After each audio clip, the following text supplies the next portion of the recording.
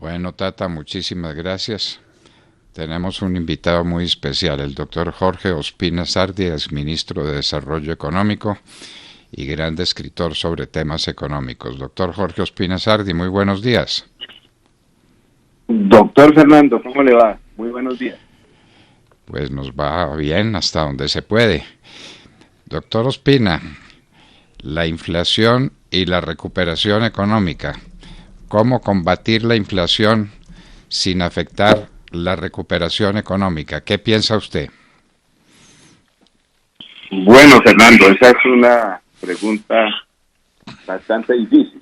En este momento tenemos una situación en que la expansión monetaria está disparada. Viene disparada desde ya hace algún tiempo, desde la pandemia.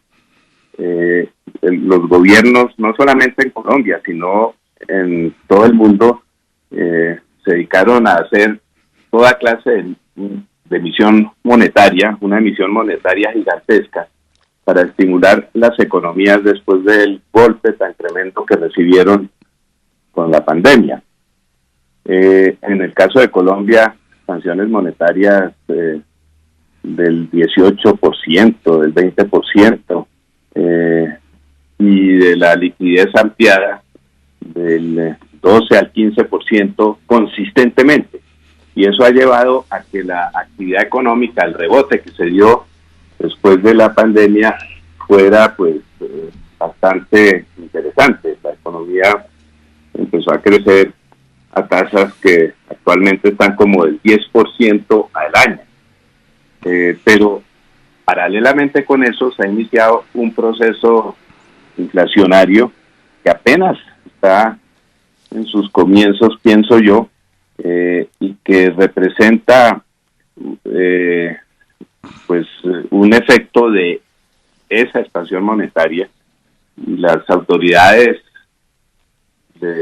centrales, los bancos centrales, están tratando apenas de recoger un poco esa expansión monetaria, subiendo la tasa de interés. Pero en este momento estamos en lo que yo llamo el proceso, una inflación eufórica, un proceso eufórico en el que pues hay una gran reactivación, un crecimiento económico alto, pero la inflación apenas está aumentando. El problema con esto es que si se consolida ese proceso inflacionario, después viene un ajuste de cuentas muy difícil. Un ajuste de cuentas muy difícil. ¿Y usted para cuándo lo presupone, atendidas las condiciones de Colombia, para cuándo presupone que tengamos un proceso monetario, un proceso inflacionario muy complejo? Pues ya lo estamos teniendo, Fernando. La meta del gobierno es una inflación del 3%. La inflación se ha disparado al 5.6%. Yo pienso que en enero va a haber un aumento adicional. Y esa inflación, pues, si uno la discrimina por sus distintos rubros, pues se encuentra que por ejemplo, alimentos, que tanto es tan importante desde el punto de vista del ingreso de los grupos de la población más vulnerables, alimentos está creciendo al 17% anual, transporte al 6%, salud también al 6%, en fin, hay unos componentes que ya están disparados, muy por encima del promedio de la inflación, que es el 5.6%. Como estos procesos de emisión monetaria tienen un efecto sobre la economía retrasado, yo pienso que todo el primer semestre va a haber unas presiones inflacionarias sumamente altas. Por otro lado, si uno mira los índices al productor, los costos que reflejan los costos de producción para los empresarios, el aumento anual está en 18%. En parte, pues, no es solo unas causas internas, sino que tenemos un problema de que las cadenas de suministro del comercio internacional están muy afectadas y algunos precios de materias primas o de productos que se transportan por esas cadenas también están aumentando los precios por los problemas de suministro. Entonces hay una situación que lleva a pensar que esta inflación, tanto en Colombia como en el resto del mundo, va a seguir aumentando en este primer semestre y que los esfuerzos de las autoridades monetarias por empezar a recoger algo de esa liquidez que dieron durante la pandemia, pues apenas se inician y su impacto va a ser solamente hacia el final del año, su impacto para detener este proceso inflacionario. Doctor Ospina Sardi, muy buenos días. En Colombia vimos cómo se alegraron algunos sectores, evidentemente, y sobre todo los sindicatos, por el aumento en el salario mínimo que decretó el presidente de la República, que eso de alguna manera se traduce en este proceso de inflación que estamos viviendo. Pero además ya nos anticipan que es necesario, que no hay manera de pensarlo de otra forma, que tendremos una nueva reforma tributaria. ¿Cómo esto podrá impactar negativamente en ese proceso inflacionario del que tendríamos que buscar la manera de escapar? Sí, pues yo no sé si la reforma tributaria es el mejor mecanismo. Todos los precios están en tendencia alcista. La devaluación, por ejemplo, pues ha sido alta. En este momento en algo así como el 15% anual. El salario mínimo que usted dice pues aumentó en 10%. Todo eso le agrega leña al fuego, afecta las expectativas inflacionarias y realmente tenemos el problema de la inflación es que el gasto de la economía está creciendo a tasas muy altas. Entonces, en el caso de Colombia, el gasto de consumo de los hogares está creciendo al 14-15%. El gasto de funcionamiento del gobierno está creciendo a unas tasas similares del 15 y el 6%.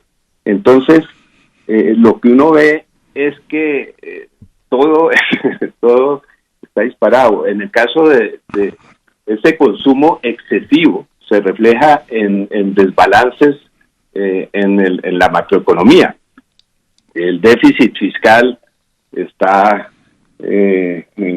por allá en el 7% del Producto Interno Bruto. Las cuentas externas están desbalanceadas. El déficit en las cuentas externas está entre el 6% e incluso más. Entonces, del Producto Interno Bruto. Entonces, lo que vemos es que es una economía que está recalentada, básicamente. Y cuando la forma de empezar a enfriarla para que la inflación no se salga completamente de control, es restringir el gasto. Y en el caso del sector público, pues tenemos un gasto público disparado. Entonces, más que hablar de buscar cómo ese gasto disparado se trata de financiar con ingresos y con deuda, lo que debemos buscar es cómo controlar precisamente ese gasto público, y eso requiere de una cirugía muy profunda. Cirugía profunda muy difícil en estas circunstancias preelectorales, ¿verdad? Sí, muy difícil.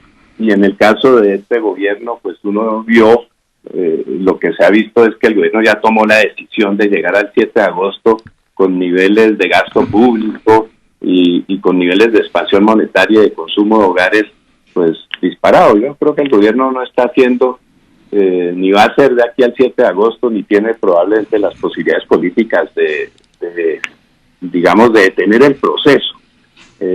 Y eso quiere decir que el próximo gobierno va a recibir una situación sumamente complicada por por este problema inflacionario y por los desbalances y desequilibrios que hay en la economía. El Fondo Monetario Internacional calcula hoy el crecimiento de Colombia para este año en un poco más del 4%. Esa cifra no coincide mucho con las perspectivas que usted tiene, doctor Ospina.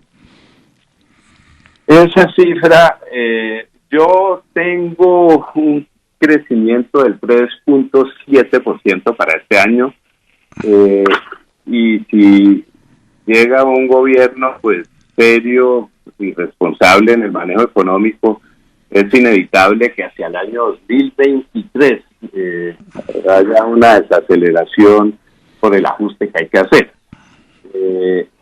Este año ya se nos va a ir por ahí, como dice el Fondo Monetario, alrededor del 4%, puede ser un poquito menos o un poquito más, dependiendo un poco de lo que haga el Banco de la República. El Banco de la República ya dio una señal, aumentó la tasa de interés, de intervención del 3 al 4%.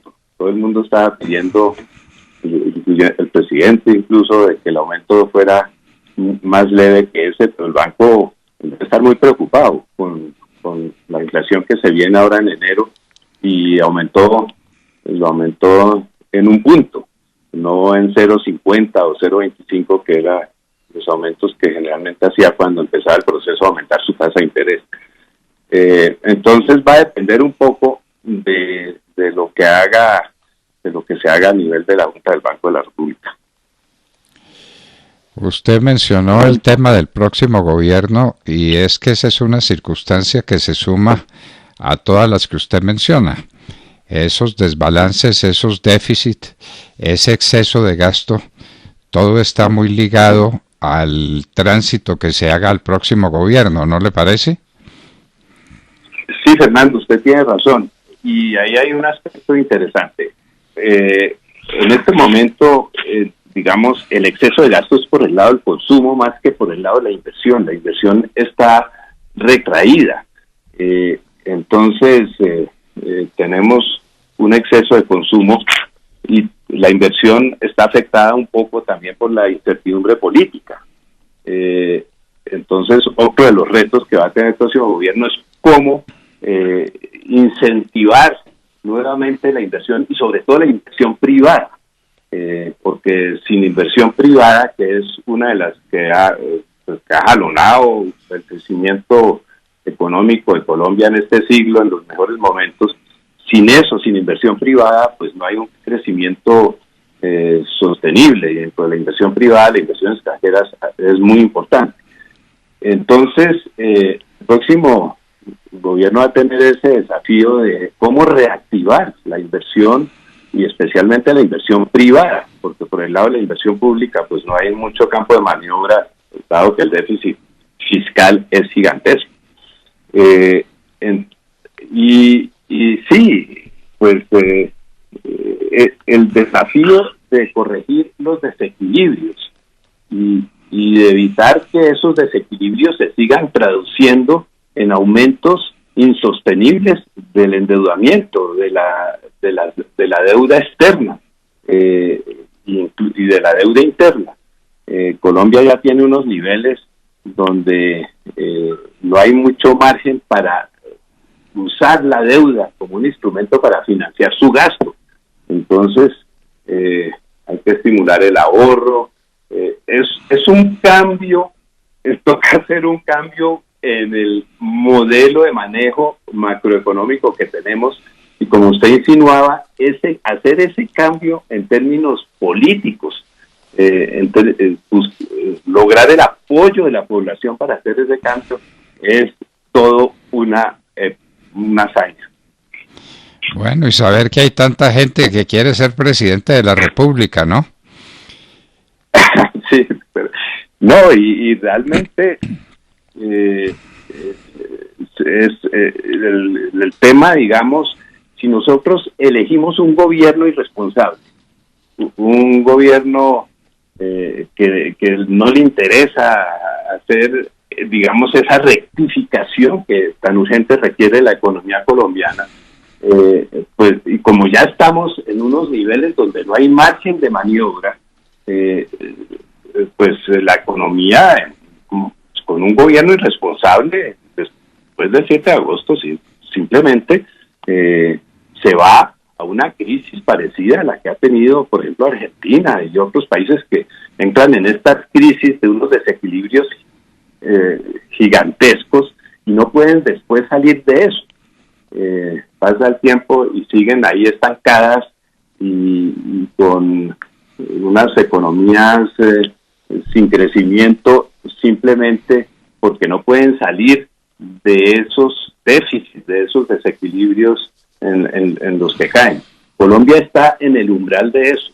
Entonces, ahí la importancia de que haya una conciencia muy grande sobre estos temas y de que hay que elegir un presidente que le dé un manejo razonable a estos temas. No va a ser fácil, pobre presidente próximo, pobrecito, pero bueno, hay muchos que quieren el puesto, que lo disfruten. Doctor Jorge Ospina Sardi, inmensamente agradecidos con usted y con su presencia en la Hora de la Verdad. No, Fernando, muchas gracias y muy buenos días para todos, para usted y su audiencia. Jorge Ospina Sardi, exministro de Estado, estaba con nosotros en la Hora de la Verdad. Y ahora nos vamos a hablar con el presidente de la SAC, el doctor Jorge Enrique Bedoya. Doctor Jorge Enrique Bedoya, muy buenos días.